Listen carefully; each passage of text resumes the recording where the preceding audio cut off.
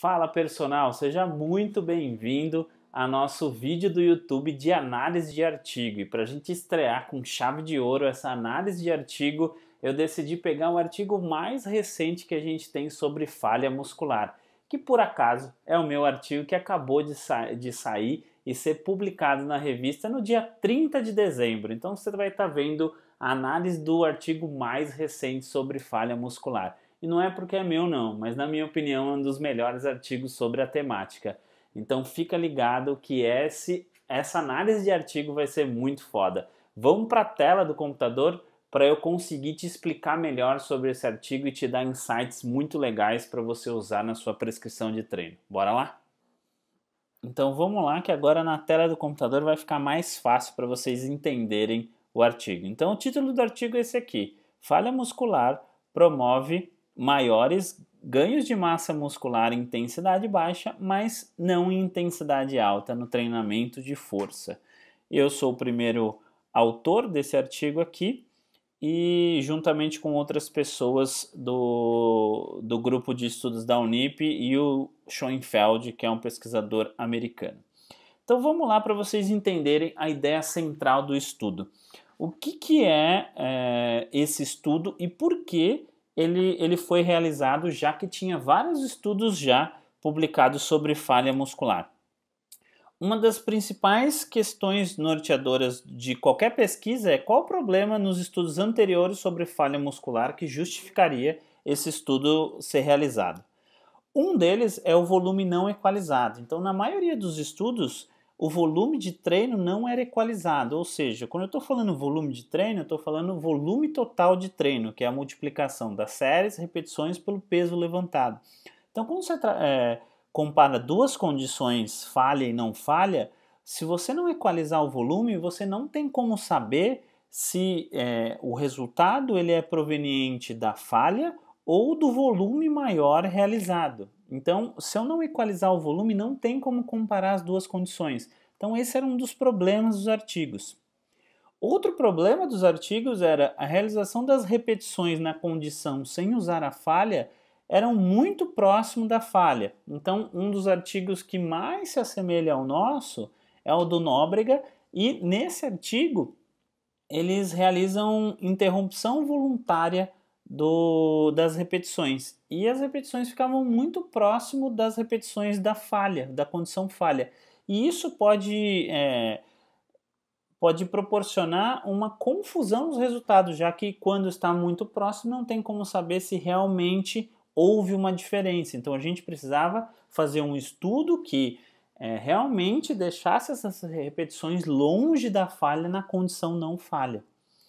E nenhum desenho experimental até então tinha propriedade para dizer se os ganhos de massa muscular eram decorrentes do volume mais alto ou da falha muscular, já que não havia essa equalização do volume. Por isso, a gente criou um design para responder a seguinte pergunta: qual variável era mais importante para os ganhos de massa muscular? Volume ou intensidade. Então, a partir disso, a gente centrou o nosso desenho experimental, que é como o estudo foi feito. Então, como esse estudo ele foi realizado? Nós recrutamos 25 homens fisicamente ativos entre 19 e 34 anos. Eles eram fisicamente ativos, mas não tinham experiências longas com treinamento de força. O estudo ele durou 8 semanas, tá? 2 meses de estudo, de treinamento, treinando 2 vezes por semana. Os testes realizados foram o RM, né, que é o teste clássico para a gente medir a força muscular dos indivíduos, e a ressonância magnética, que é o padrão ouro, não existe teste melhor para se ver hipertrofia muscular, né? Então, o cara entra lá na ressonância, a gente viu a ressonância, a área de secção transversa do quadríceps, né? Então, isso foi feito pré e pós-treinamento. O exercício utilizado foi a cadeira extensora. E por que só a cadeira extensora? Porque na cadeira extensora a gente conseguia controlar melhor as variáveis de treinamento, que era o volume de treino, né? Então eles fizeram a cadeira extensora unilateral. Então você vai ver lá no desenho experimental que o mesmo indivíduo ele fazia condições diferentes para as diferentes pernas. Então, por exemplo, na perna esquerda ele fazia com 80% de um RM até a falha, e na perna direita ele fazia com 80% de um RM sem ir até a falha, porque assim eu garanto que eu consigo controlar perfeitamente o volume de treino, porque o volume é controlado de indivíduo para indivíduo, né? Então fica muito mais preciso e a gente resolve aquele problema da equalização do volume. E o estudo foi realizado com intensidade alta e com intensidade baixa, porque além de a gente querer saber qual o volume, se o volume ou a intensidade não, a falha muscular era mais importante para os ganhos de massa muscular, a gente queria ver se esse mesmo padrão acontecia para a intensidade alta e para a intensidade baixa, já que a gente tinha uma leve desconfiança que para a intensidade alta não ia ter resultados adicionais, mas para a intensidade baixa seria primordial eu equalizar o volume de treino e fazer a falha muscular. Toda a sessão foi analisada a PSE da sessão, né, que é aquela escala de 1 a 10 para perguntar o nível de esforço dele na sessão de treinamento. Então, como eles faziam 2 vezes na semana, foram realizadas 16 sessões. Em cada uma delas foi perguntada a PSE da sessão para os indivíduos para a gente quantificar o esforço deles ao final de cada protocolo. Condições experimentais, isso é o ponto mais forte do nosso estudo aqui. Então, houve uma condição com falha com 30% de um RM, em que eles faziam 3 séries de repetições até a falha, até ele não aguentar mais fazer a cadeira extensora lá. E a condição não falha, então, por exemplo, se o indivíduo foi sorteado com uma condição falha de 30%, esse mesmo indivíduo, obrigatoriamente, o lado contralateral dele tinha que ser a condição sem falha com 30%, para a gente conseguir equalizar o volume de treinamento, tá? Então a condição falha, ele não tinha séries fixas, né? O lado oposto, ele ia fazer 60% do número de repetições realizado em cada série da perna que fez até a falha. Então, por exemplo, se a primeira série na perna com a falha o cara fez 30 repetições, falhou com 30 repetições, na outra condição, ele ia fazer a primeira série com 18 repetições. E ele ia fazendo séries até completar o mesmo volume total de treino, né? Então eu precisava ter o mesmo número de repetições na somatória das 3 séries para a condição falha, eu tinha que ter igual na condição não falha, tá? Então tinha que ter o mesmo número de repetições. E aí eles acabaram fazendo um pouco mais de séries, mas o volume total de treino era exatamente o mesmo. E dessa forma a gente garantia que eles faziam o mesmo volume total. E aí a gente conseguia tirar a conclusão, bom, se houve um resultado maior para alguma das condições, ou foi o volume ou foi a falha, né? E a gente conseguia responder a nossa pergunta. As séries na condição falha não eram realizadas até atingir elas eram realizadas até atingir o mesmo volume de treino, né, da que a condição falha, então eles iam fazendo séries até dar o mesmo volume total de treino. E o mesmo foi realizado com 80% de um RM. Então a mesma coisa, o indivíduo com 80% do RM foi sorteado para fazer essa condição, logo, obrigatoriamente, as 2 pernas tinham que fazer com 80%, só que uma ia até a falha e a outra não. O lado oposto fazia sempre 60%, né, da condição não falha, fazia com 60% do número de repetições. Nesse caso, se ele fazia 10 repetições, o outro lado ia fazer 6, beleza? Mesma coisa, né? As séries iam sendo realizadas até completar o mesmo volume total de treino. Agora vamos para os resultados. Essa é a parte mais legal do estudo, essa é a parte que mais chama a atenção desse estudo aqui. Eu sei que você pode ter medo de ler os gráficos quando você vai ler um artigo, né? E é por isso que esse quadro do YouTube de análise de artigo vai ser muito útil para você. Porque se você tem medo de olhar aquele artigo, não sabe muito bem como ver, você vai conseguir entender, porque eu vou explicar passo a passo para você. Então, presta atenção agora, larga a porra do celular, que eu tô ligado que você está no celular, tira o celular da mão e presta atenção aqui no gráfico que você vai entender como analisar gráfico nos artigos. Vamos lá, bora!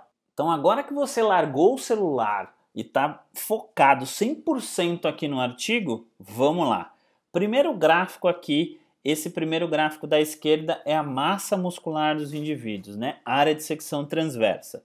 Aqui na esquerda são os resultados pré, né? E aí você tem aqui a condição com falha, com alta intensidade, então HL, alta intensidade, você tem a condição falha e não falha.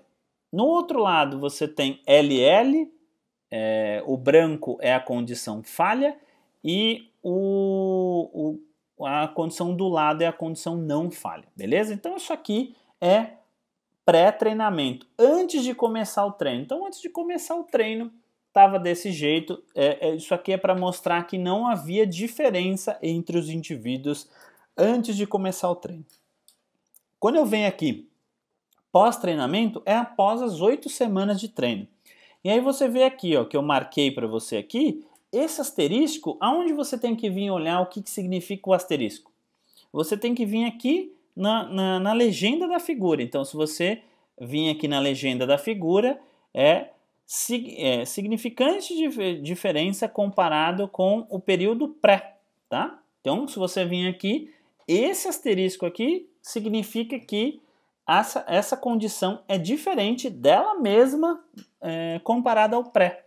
Então, se você vir aqui no preto, no primeiro preto, ela é diferente do primeiro preto aqui. Então, ela aumentou do período que ele não treinava após o período que ele treinou.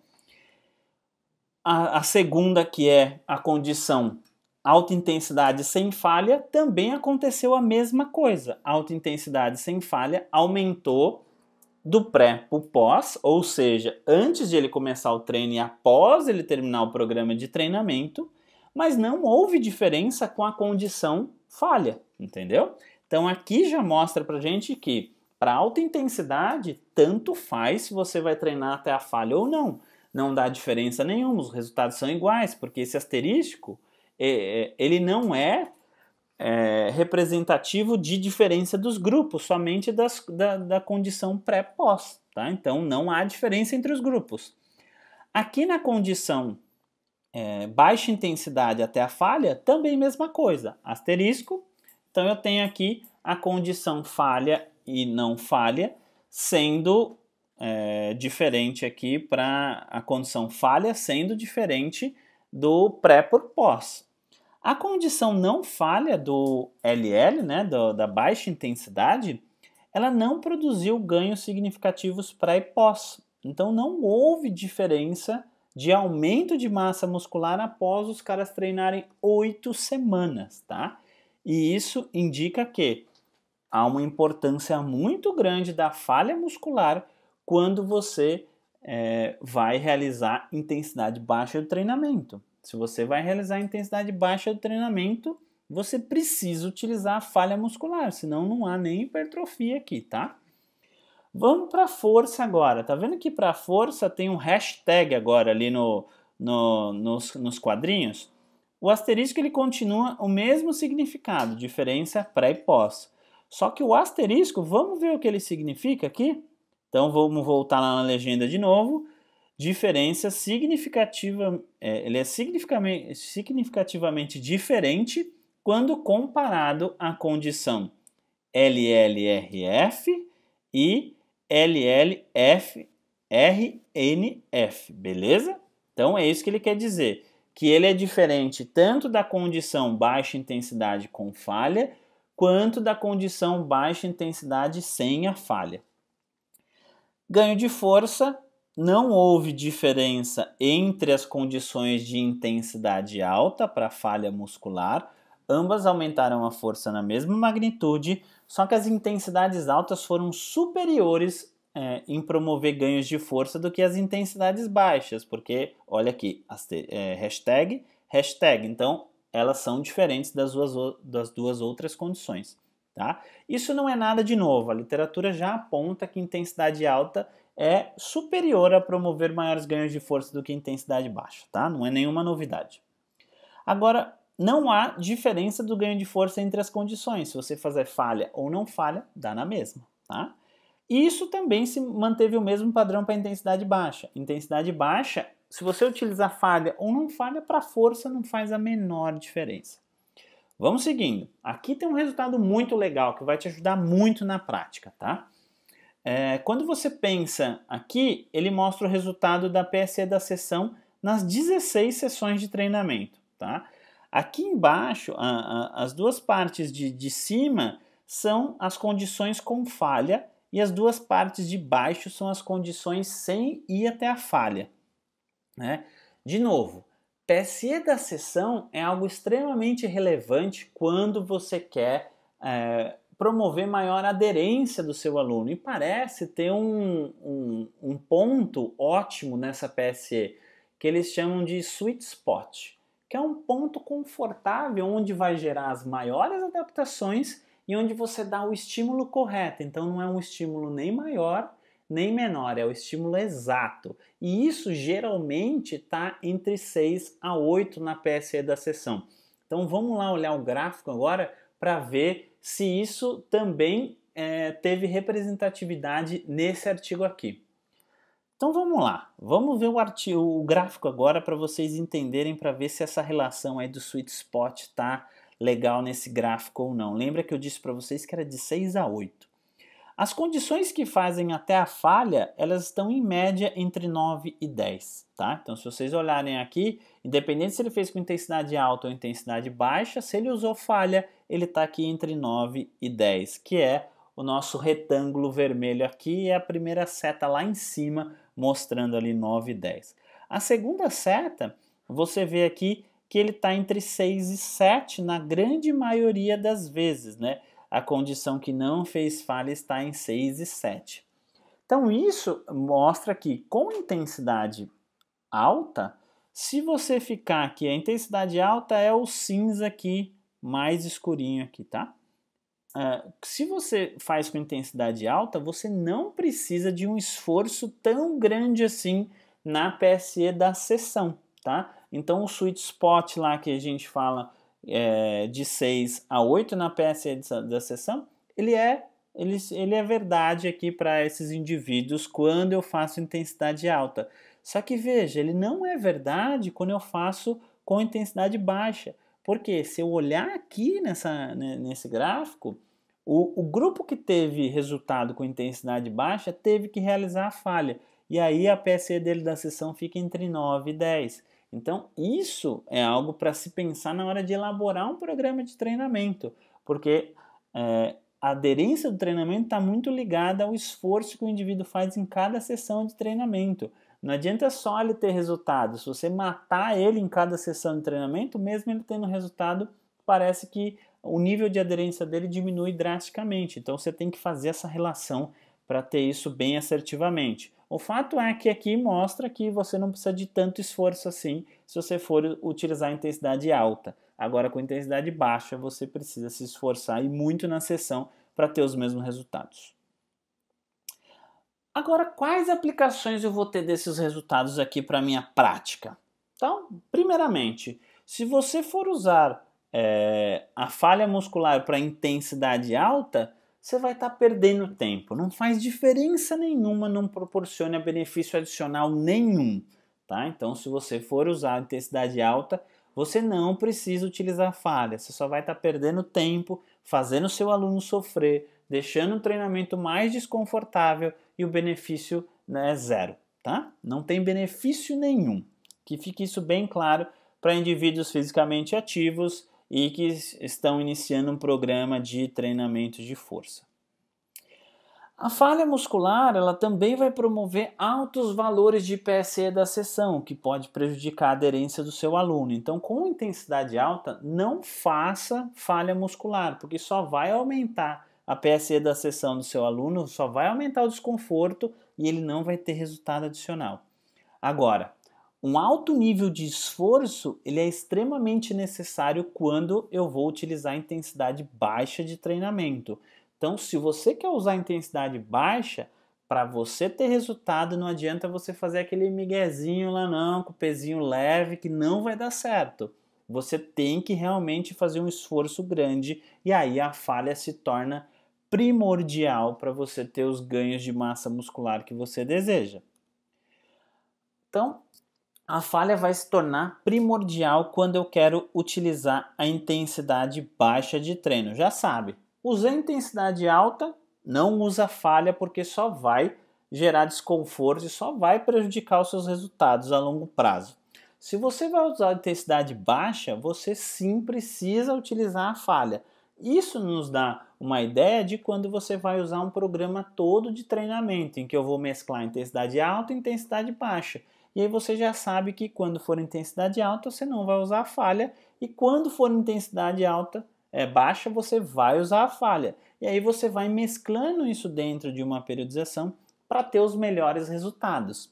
Se o seu pensamento está no ganho de força, aí você esquece intensidade baixa. Intensidade baixa não é uma boa intensidade para gerar ganhos de força. Você sempre vai conseguir maiores ganhos de força com intensidade alta. E aí, de novo, dane-se a falha. Você não precisa falhar com intensidade alta, que não vai trazer benefício nenhum. Beleza, gente? Espero que você tenha aproveitado esse primeiro estudo de caso. Você vai aprender a ler melhor os artigos, a tirar o conhecimento dos artigos para sua prática, porque é só através da ciência que você evolui. Então não tem como você prescrever melhores treinos de outro jeito. Você precisa ler a ciência. E por isso que esse quadro aqui foi feito para você. Porque esse quadro aqui vai ter artigos que são relevantes para sua prescrição de treinamento. Então, fica ligado que toda sexta-feira vai ter mais um quadro, mais um artigo sendo analisado como esse nesse quadro, sempre na nossa hashtag aqui, evoluir com a ciência. Evoluir com a ciência é o padrão que a gente tem que ter para prescrever o treinamento.